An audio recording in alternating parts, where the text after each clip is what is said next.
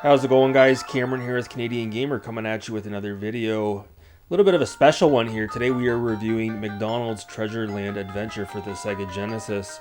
Now this was released back in 1993, developed by Treasure, published by Sega.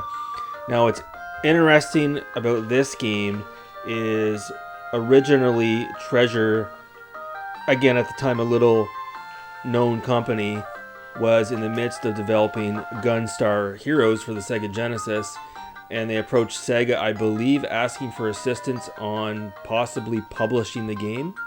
And Sega said, listen, we'd like to help you out, we like what we see, but you need to sort of get your feet wet in the industry, so to speak. But listen, here's what we'll do.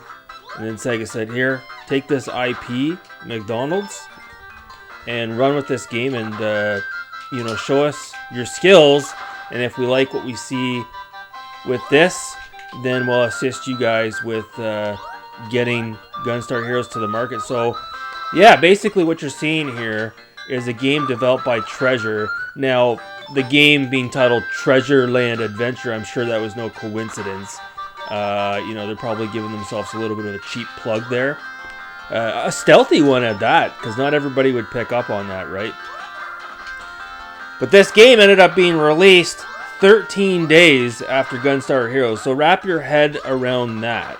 So the games were developed in tandem, and yeah, I've got a lot to say on this one here, but I'm going to try to keep it short and sweet. This is a fantastic game, albeit an expensive one if you're in the market to pick up a physical copy. There are repros floating around out there, so be careful, buyers beware. But it's what else can you say? It's a Treasure game. The graphics are absolutely incredible. The color really pops on the screen, as you can see here.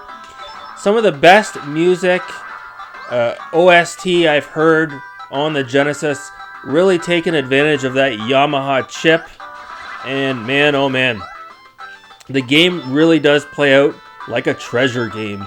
You know, one would think, if this game, if you could go back in time and just remove McDonald's from it altogether and replace Ronald McDonald with a different character, how big might this game have become? We'll never know. The game has essentially 4 worlds, okay? And in each world, there's about 9 or 10 different stages, okay? So you're only seeing a little bit in this short video as to what this game offers. At the end of each world, you're faced with a boss battle. Now what's really cool about the boss battles is the bosses will stand in front of you. You actually have to jump in front of their beam and feed them hamburgers, and once they digest the hamburgers, then you can get your shots in, and that's essentially how you get past each boss. So really cool stuff. Control's really good too. Again, fantastic level design. Is the game difficult? That's open to interpretation, because everyone who's played this game says it's super easy. I want to sort of agree with that, but on my first playthrough, it took me a couple of hours. Now, I did walk away and then return to it. I was making dinner at the time. I did die a bunch of times, I'm not going to lie. So, yeah, on our first playthrough, yeah, I had some difficulty with it, absolutely. Some challenging puzzles. Not really a game you would throw at a youngster by any means. That being said, if you do have a young child in the household, looking at you, PK in the universe, and you want to do a little bit of co-op, play this game through with your daughter or son, I can't recommend this game enough. Now, is this game good enough to warrant a purchase? It really depends. How much replay value am I going to get out of this? I played it on easy. I'm probably going to go back and play it on medium, I guess you would call it, or maybe the harder difficulty, just to sort of challenge myself a little bit more. I'm very happy to have this in the collection. It's an excellent conversation piece, and there is potential here to speedrun this game as well. So do I regret buying this?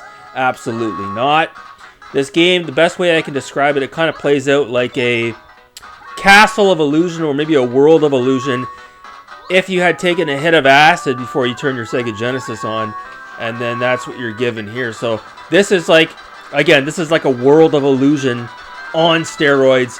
I cannot recommend it enough, and I had a fun time, a blast playing this. What a hidden gem. If you have not played McDonald's Treasure Land Adventure, you owe it to yourself. Don't listen to me. Don't just listen to this video. Go out and play it for yourself and experience the true beauty of this game. McDonald's Treasure Land Adventure, folks. 10 out of 10.